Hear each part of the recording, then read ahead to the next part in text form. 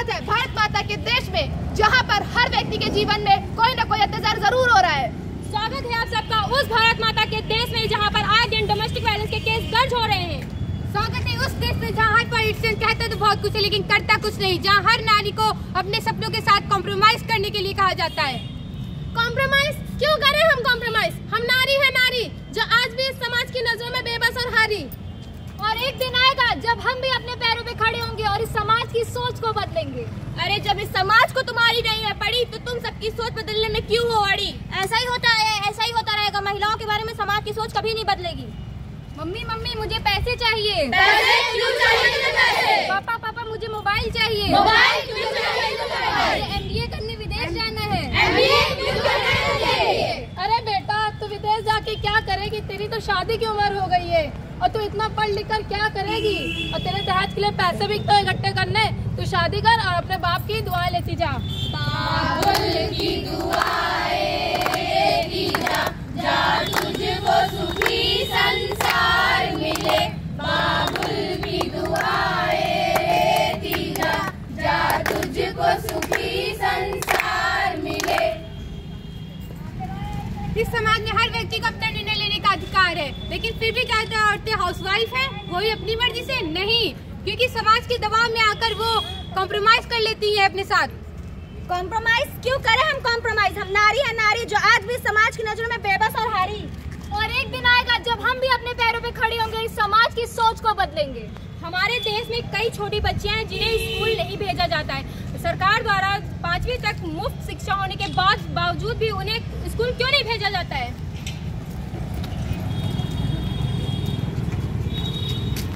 बचाओ बचाओ बचाओ, कोई है कोई है, छोड़ो छोड़ो छोड़ो छोड़ो छोड़ो छोड़ो, कोई है?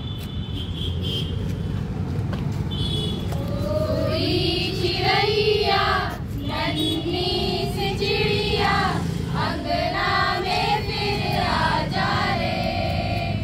कोई चिड़ैया नन्ही सी चिड़िया अंगना में फिर आ जा रे।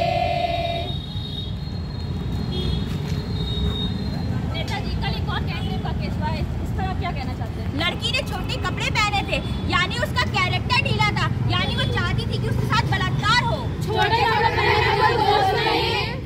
अरे भाई आप तो ऐसे इल्जाम लगा जैसे हम ही ने रेप किया हो।